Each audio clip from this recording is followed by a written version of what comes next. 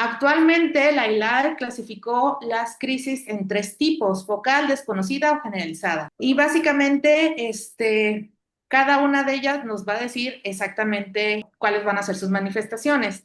Las crisis focales como tal se consideran esas crisis que inician en una parte del cerebro y que ahí pueden quedarse o que pueden moverse al resto del cerebro, como por ejemplo una crisis que inicia en un bracito y puede moverse para el resto del cuerpo, mientras que las crisis generalizadas inician en todo el cerebro al mismo tiempo. Y las crisis que aquí tenemos como de desconocidas es donde sabemos que hubo una crisis, pero no sabemos exactamente cómo inició. Entonces, todo esto nos ayuda para lograr clasificar y poder decir qué es lo que sigue o qué es lo que el tratamiento más adecuado.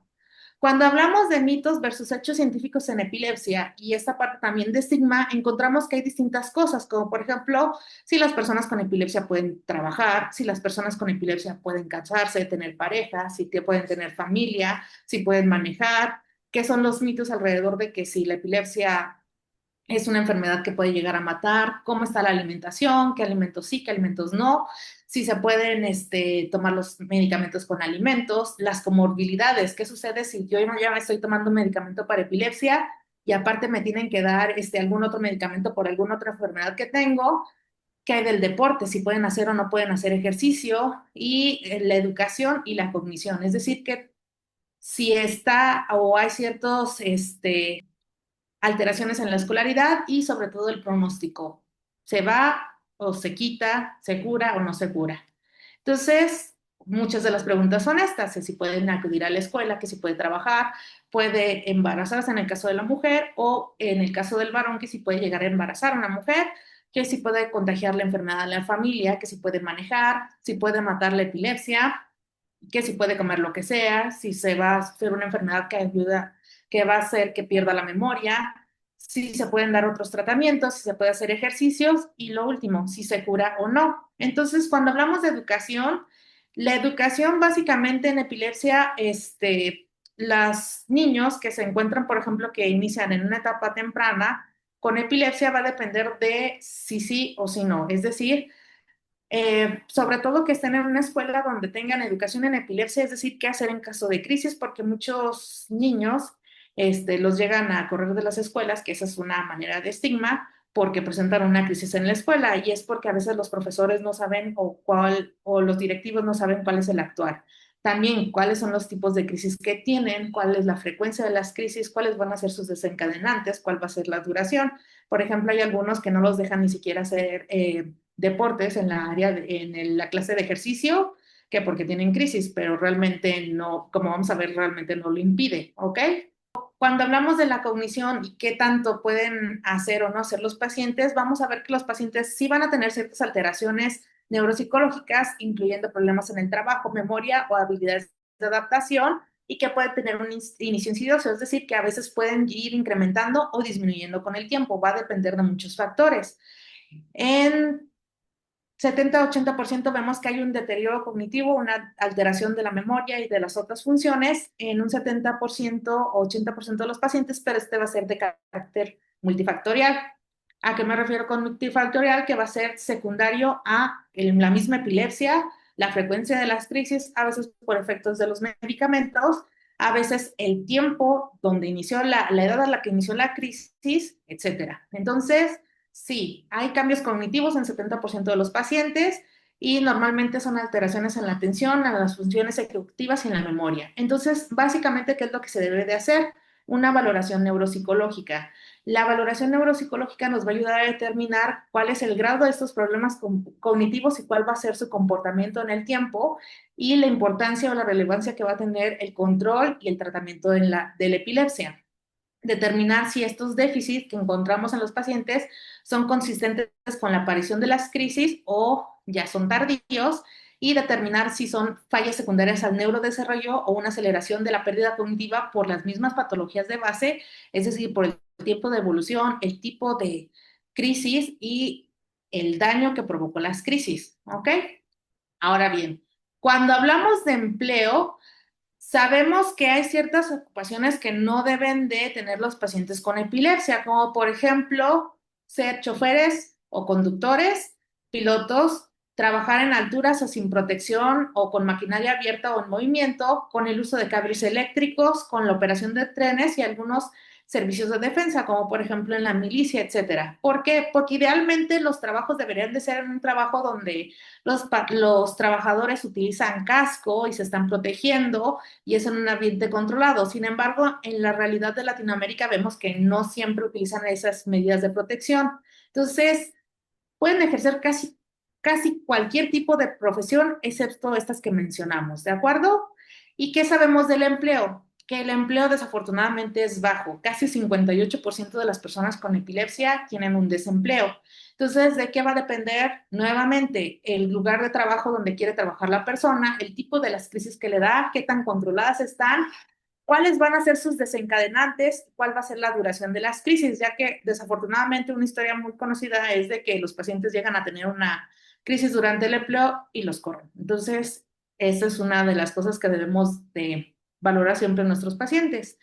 Lo que siempre ocasiona es que a lo mejor se lastima en el empleo, va a depender qué tipo de empleo. Si es un empleo en una fábrica, en una empresa donde fabrican cosas y donde están más en riesgo de que si le pasa la crisis puede terminar en una situación de riesgo, sí, a diferencia, por ejemplo, de un trabajo en oficina. Entonces, en esta medición de qué tantos riesgos de lesiones hay en los empleos, afortunadamente es bajo, ¿ok?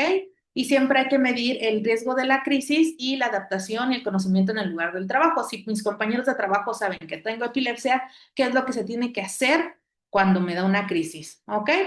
Ahora, pasando a otro tema, la pareja. El matrimonio en los pacientes con epilepsia es bajo, pero este se asocia con mayor sobrevida, es decir, las personas que con epilepsia que están casadas tienen mayor sobrevida. Sin embargo, el divorcio en los pacientes con epilepsia es alto. Y había previamente en muchos países muchas leyes discriminatorias que impedían que las personas con epilepsia se pudieran casar. Algunas de ellas abolidas hasta 2017, sobre todo, por ejemplo, en India, donde hay muchos matrimonios arreglados. Realmente no hay ningún problema si se quieren casar, que se casen, todo, o sea, está totalmente permitido y no debería de haber. Afortunadamente en Latinoamérica no hay esas legislaciones que impiden el matrimonio de los pacientes con epilepsia. Y ahora bien, cuando hablamos de pareja, hablamos sobre concepción, embarazo, etcétera. Entonces, debemos de tener en cuenta que los anticonceptivos orales sí van a interaccionar con muchos fármacos antiepilépticos. Entonces, hay que ver qué medicamento está tomando mi mujer con epilepsia y qué método anticonceptivo está teniendo, ya que esto a veces llega a un descontrol de crisis o la presencia de un embarazo no planeado, ya sea que el mismo anticonceptivo oral me baja, el medicamento anticrisis me lleva a un descontrol de crisis o los mismos fármacos anticrisis hacen que mi fármaco anticonceptivo tenga menor eficacia y me lleve a un embarazo no planeado. Entonces, hay que checar siempre qué tipo de método anticonceptivo está utilizando nuestra paciente, etcétera.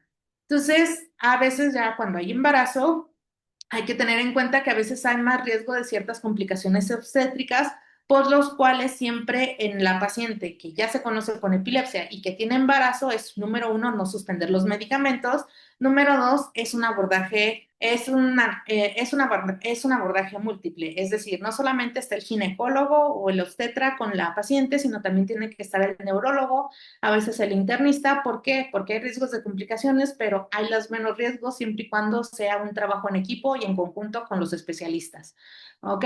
Una de las primeras recomendaciones es, por ejemplo, a la mujer en edad fértil con epilepsia siempre se les deja dosis de ácido fólico de 0,4 microgramos al día y, por ejemplo, siempre se les recomienda a las mujeres con embarazo, ya que se hagan los ultrasonidos estructurales a las semanas 20 y 22 para ver que esté todo bien y a la semana 32 a 34 empezar a valorar bien el crecimiento o una vigilancia estrecha del crecimiento fetal. La siguiente, ¿se contagia o no se contagia? La epilepsia no es contagiosa, tenemos que sí tiene carácter a veces genético. Desde 1996, cuando se descubrieron los primeros genes que fueron sobre epilepsia frontal hereditaria, hasta, por ejemplo, el más conocido que es el SCN1A, que es el del síndrome de Dravet, que es también muy conocida la enfermedad. Entonces, que esa es una mutación genética específica que da la enfermedad. Se ha visto que la epilepsia tiene un carácter poligenético, es decir, varios genes probablemente se involucran. Entonces, ¿cuál es el riesgo de que yo como paciente con epilepsia pueda transmitir la enfermedad? Es 3.3 mayor de transmitirlo, sobre todo si tengo más de 40 años y sobre todo si tengo una epilepsia generalizada, es decir, como unas crisis clónicas al despertar, una epilepsia clónica juvenil, ¿ok? En los casos de epilepsias focales, por ejemplo, la más común, una epilepsia del lóbulo temporal, el riesgo de los hijos es de un 2%, ya que vemos en estas que a veces influyen otros factores para la aparición de las mismas, como crisis febriles en la infancia, etc. Ahora bien, la epilepsia puede llegar a matar y aquí tomando en cuenta las palabras de una de mis maestras, la doctora Rosana Albarán Huerta, que es neuropediatra, es de que hay 4 maneras en las cuales la epilepsia puede llegar a matar al paciente. Número 1, el estado epiléptico. El estado epiléptico es una complicación severa en las cuales las crisis empiezan y no se detienen. Y esta normalmente la principal causa es cuando los pacientes no tienen buen apego al tratamiento. Número 2, los traumatismos. Es decir, por ejemplo, a veces los pacientes están en situaciones como inadecuadas. Me tocó el caso de una paciente que se subía al techo a checar su tanque de gas y ahí tuvo una crisis y cayó. Los trastornos psiquiátricos en la epilepsia del lóbulo temporal hemos visto que se asocia un poquito más a depresión y ansiedad y a veces llega a haber intentos suicidas. O la más importante es SUDEP, muerte súbita en epilepsia, que afortunadamente es 1 a 2% o menos del 2% de las muertes anuales por epilepsia a nivel mundial. Pero esta que es, esta es una muerte súbita por epilepsia, que eso significa SUDEP, y esto básicamente se refiere a una mortalidad o una muerte del paciente que no fue secundaria a una crisis epiléptica, que no fue secundario a ahogamiento, que no fue secundario a un traumatismo de la crisis y que sucede. ¿Qué es lo que hemos visto? Que hay una disfunción cardíaca y pulmonar cuando en las noches normalmente y ocasiona que el paciente tenga esto. Entonces, ¿cuáles son los principales factores de riesgo para SUDEP? Y esto es algo que les debemos decir a los pacientes, sobre todo es que no se tomen bien los fármacos antiepilépticos, que tengan muchas crisis que no están siendo bien controladas, tener cambios repetidos y frecuentes de los fármacos antiepilépticos, ser un adulto joven, sobre todo en los varones, tener crisis epilépticas en el sueño, tener crisis cuando está solo y el abuso de alcohol. Ahora bien, ¿pueden o no pueden manejar los pacientes? Pues básicamente tenemos que los pacientes casi no manejan, tienen una menor incidencia y esto va a depender de muchos factores, como por ejemplo el nivel educativo, el género, el estado marital, la exploración neurológica y si están en uno o varios medicamentos.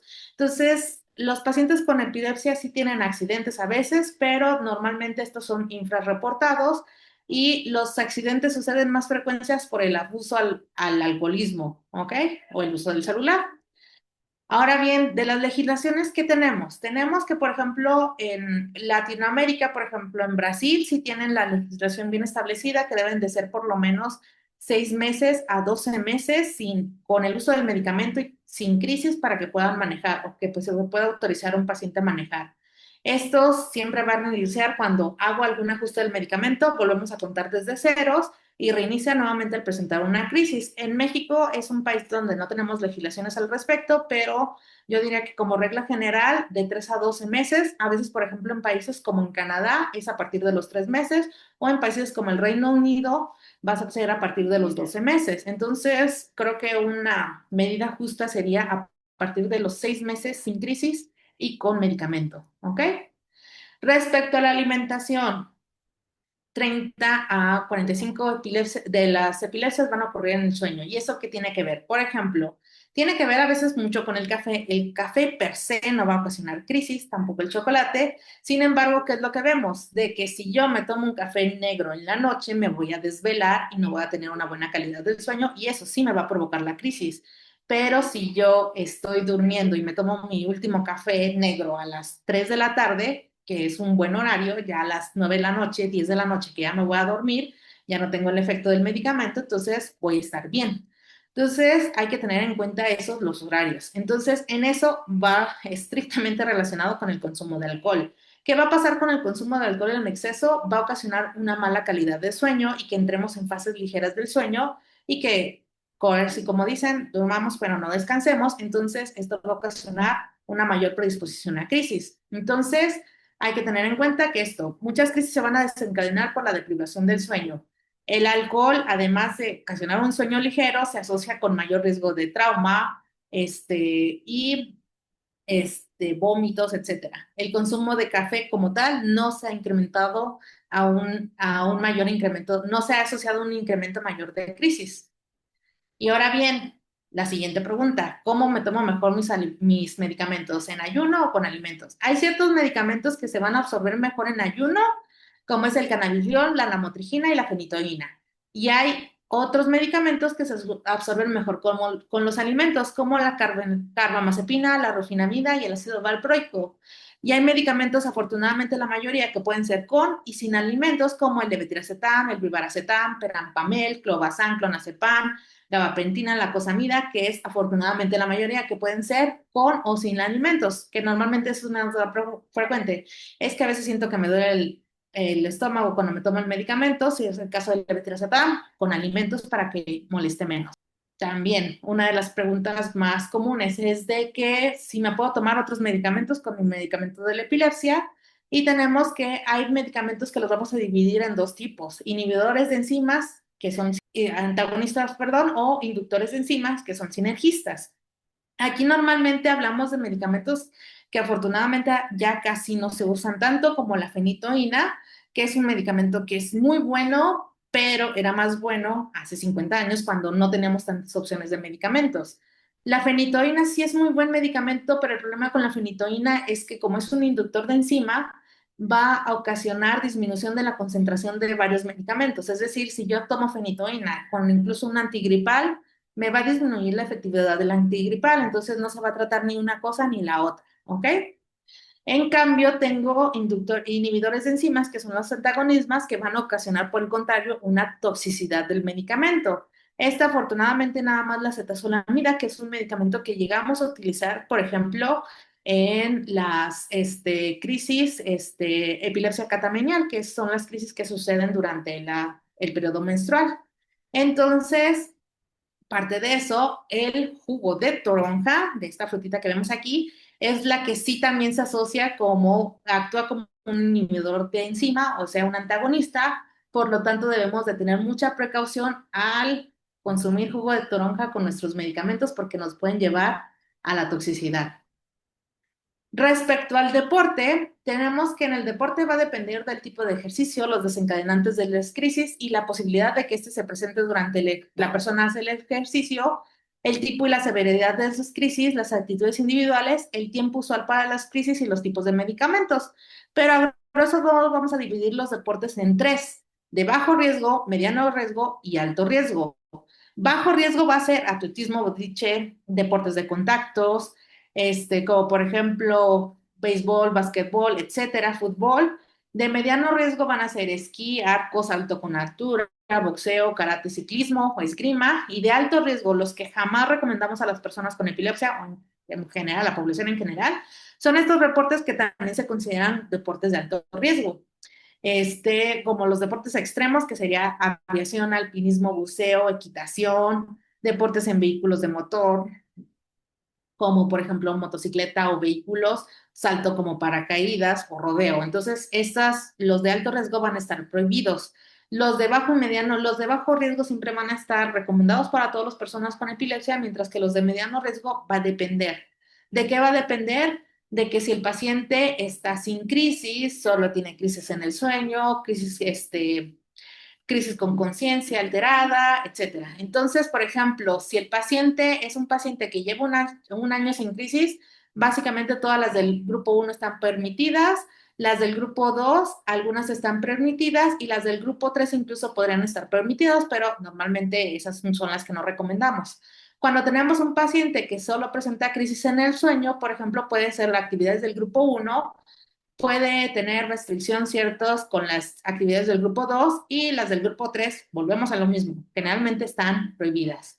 Y cuando se encuentra el paciente en algún retiro o cambio de medicamento, estos básicamente se quedan en pausa hasta que sepamos qué va a pasar o cómo va a fluir esto.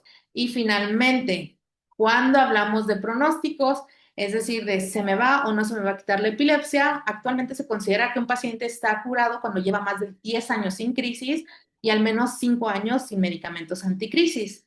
Y la epilepsia puede encontrarse de manera espontánea en algunos tipos de epilepsia que son síndromes dependientes de la edad, que ahorita los vamos a ver, o después de algunos de procedimientos de cirugía. Entonces, cuando tenemos un niño con epilepsia, normalmente las preguntas de los papás es cuánto tiempo le va a durar esto, cuáles van a ser los pronósticos. Y tenemos que se va a asociar con ciertos factores. Por ejemplo, factores asociados a que no vaya a remitir la epilepsia.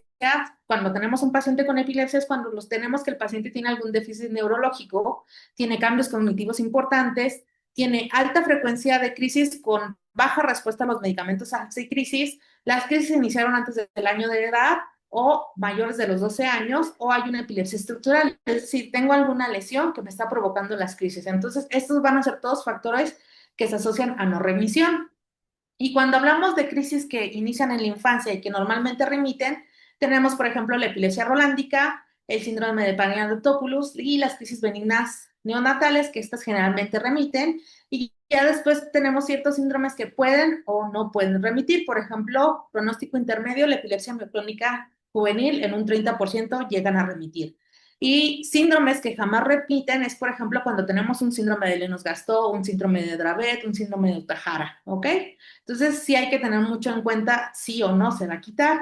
Y hablábamos de los otros, que son los procedimientos quirúrgicos. Normalmente, los procedimientos quirúrgicos pueden ser en tres tipos de indicaciones. La resección de zonas epileptógenas, es decir, yo tengo una epilepsia focal del lóbulo temporal y me resecan esa parte. La remoción de zonas patológicas, es decir, yo tengo una lesión estructural que me está provocando las crisis, como por ejemplo un tumor o una malformación arteriovenosa, y quitándome eso se me van las crisis. O la disección de zonas patológicas. Tengo varias lesiones. Esto es cuando, por ejemplo, tengo varias lesiones de un lado y del otro del cerebro y no soy candidato para una resección de zonas patológicas, pero me pueden hacer una callosotomía, que es una disección de vías patológicas, y eso puede llegar a mejorar mi epilepsia. Cuando hablamos de la resección de zonas focales epileptógenas, aquí nos arrepentimos un artículo que salió en el 2002, que es este que puse ahí, y en el cual se vio que los pacientes que fueron sometidos a cirugía de epilepsia del lóbulo temporal, presentaban una libertad de crisis y además una mejoría en la calidad de vida. Entonces, a todos aquellos pacientes que son candidatos para la resección de una zona focal epileptógena, es recomendable enviar un tercer nivel de atención para una cirugía de epilepsia. En dado caso de que no sea, también se pueden beneficiar de los otros dos tratamientos, ya sea la disección de las zonas patológicas o alguna remoción de alguna zona patológica en específico. Básicamente quiero concluir que en el tratamiento de la epilepsia hay que individualizar los casos, dar el mejor medicamento para el paciente, vigilando las interacciones y disminuyendo los efectos adversos, porque sí, a veces los mismos efectos adversos de los medicamentos hacen que los pacientes dejen de tomarse el medicamento. Y hay que recordar que la epilepsia es uno de los trastornos neurológicos crónicos más comunes que afecta a millones de personas en el mundo, por lo cual es de vital importancia siempre un manejo multidisciplinario, no solamente el neurólogo, epileptólogo, el neuropsicólogo, el cirujano, el de neuroimagen, y porque esto nos va a ayudar a atender las consecuencias neurobiológicas, cognitivas, psicológicas y sociales que presenta la enfermedad. Por su atención, muchas gracias. Muchas gracias, doctora Mitzel. Muchas gracias a todos por participar, por estar pendientes en la charla. Yo creo que es un tema muy importante, estar refrescando y estar siempre hablando sobre este tema. Nosotros tenemos unas cuantas preguntitas para hacerle. Vamos a abrir ahora un espacio de aproximadamente unos 10 minutos de preguntas. ¿En qué consiste o a qué se refiere una epilepsia idiopática? Ahí nos remitimos a que normalmente tenemos crisis focales y generalizadas o de inicio desconocido. Y normalmente ya con eso logramos determinar los 6 niveles de etiologías que hay. Por ejemplo, no 6 niveles, los 6 tipos de etiologías. Si es genética, si es estructural, si es autoinmune, y tenemos la que es idiopática, es decir, ya busqué, pero no logro encontrar alguna causa de por qué le dio crisis al paciente. Es decir, no encuentro una causa estructural, no encuentro una causa genética como para decir por esto tuvo la crisis o por esto tiene la epilepsia. Perfecto, muchas gracias. Entonces, si te dan el diagnóstico de epilepsia idiopática, en algún momento esto puede cambiar el momento en el que encuentren la causa. La causa, exactamente. Perfecto. La siguiente pregunta es, ¿cómo, cómo es la recuperación de una cirugía? Eso normalmente sí, esa es una pregunta para un neurocirujano de epilepsia, pero va a depender del tipo de cirugía. Si se hace una resección de una zona epileptógena, una disección de las zonas o una cirugía paliativa. Paliativa sería como callosotomía. Normalmente lo que dijimos, lo que comento de la epilepsia lóbulo temporal es la que tiene el mejor pronóstico. El lóbulo temporal que se operan, 6 quedan sin crisis. 4 quedan con menor crisis y 2 dicen que la cirugía no les hizo nada y que tienen la misma frecuencia de las crisis. Perfecto. No sé si ahí me Esa escuchan. pregunta la respondo yo. Perdón, perdón, Catherine. Si tienen preguntas, porfa, si pueden hacerlas a través del chat, así evitamos pisarnos unos a otros. Porque es que yo soy operada de la cabeza. Yo soy operada de epilepsia. Ok. Bueno, si la epilepsia catamenial es siempre un patrón o puede haber diferentes patrones en este tipo de epilepsia. Se conocen 3 tipos de patrones en la epilepsia catamenial y es normalmente en el periodo de la menstruación, que puede ser antes de la menstruación, durante la menstruación o después de los días de la menstruación. Y en eso sí lo que nos va a decir la paciente es lo que nos va a ayudar a determinar cuál sería el momento ideal para dejar estos tratamientos. Normalmente lo que dejamos es acetazolamida o el clobazam, que son los que nos ayudan en estos días y normalmente se deja esos medicamentos en esos días a dosis un poquito mayores para evitar las crisis durante el periodo catamenial.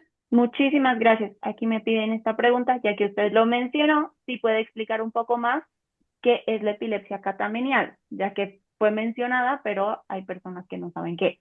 Ok, la epilepsia catamenial es básicamente que las crisis vengan durante el periodo menstrual alrededor de, ya sea cuando estoy en mis días de menstruación o antes o después. ¿Cómo sería la epilepsia focal frontal bilateral? Ok, técnicamente sería que en los lóbulos frontales tuviera actividad epiléptica al mismo tiempo. Normalmente a veces esas sí tienen que ir como que a un segundo o tercer nivel de atención, más que nada un tercer nivel de atención, en los cuales hacen estudios todavía más profundos para determinar si es de los dos lados o simplemente se está reflejando la crisis en el otro lado y la está recogiendo el electroencefalograma y que por eso la detectamos como bilateral. Dice, si remite la epilepsia, ¿qué posibilidad de volver a tener crisis al momento de pasar por un embarazo? Técnicamente cuando ya remitieron las crisis y hay embarazo, no debería de haber crisis, ya que normalmente tomamos el año previo para determinar cómo le va a ir a la paciente con epilepsia y embarazo. Es decir, si el año previo estuvo normal o sin crisis, normalmente así cursan el embarazo. Y si ya remitió, perfecto. Pero si es una paciente que todavía sigue tomando con el medicamento, es acudir con su neurólogo de la mano con el ginecólogo antes del embarazo para ver si esa es la mejor opción del tratamiento o se puede ajustar por alguna mejor opción que no tenga efecto sobre el embarazo. Bueno, sobre todo sobre el feto. Dice, esta es la última, dice, ¿cuándo se debe cambiar un medicamento anticrisis? Cuando normalmente no es tanto a veces que cambiemos, sino que siempre la intención va a ser iniciar con monoterapia, es decir, un solo medicamento a la dosis que logre un control de crisis. Tenemos dosis mínima y dosis alta, ¿ok? Entonces es idealmente dejarlo en una dosis adecuada, que puede ser una dosis intermedia o a veces una dosis alta, pero que me logre un control de crisis. Si yo veo que no hay libertad de crisis, es decir, que el paciente continúa con las crisis, hay 2 caminos. El primero es sobre todo agregar una terapia más. O sea, no quitar ese medicamento y agregar otro, sino que agregar otro medicamento que me pueda ayudar a este medicamento. Lo que yo les comento también mucho a los pacientes es como si tuviera una casa con muchas ventanas y que entre la luz por las ventanas, quiere decir que entre la crisis. Los medicamentos y las familias de medicamentos me van a ayudar a tapar las distintas ventanas. Hay medicamentos que me van a tapar las ventanas triangulares, como por ejemplo Rivaroxaban y levetiracetam, que son de una misma familia. Hay medicamentos que me van a ayudar a tapar las ventanas redondas, como por ejemplo el clobazam y el clonazepam, que son de una misma familia. Y otra familia muy amplia que conocemos todos, los de los bloqueadores de canales de sodio, que es la fenitoína, fenobarbital, la cosamida, carbamazepina y escarbazepina, que me van a ayudar con las ventanas cuadradas, ¿ok? Normalmente, si yo tengo un medicamento de un tipo de acción, puedo complementar con otro medicamento de distinto tipo de acción para intentar tapar así mis ventanas y que ya no entre la luz. Bueno, ahora sí, muchas gracias nuevamente, doctora Mitzel, por esta súper presentación. Yo creo que no podría estar más completa. Las preguntas que no hemos respondido, vamos a seguir respondiéndolas a lo largo de la semana.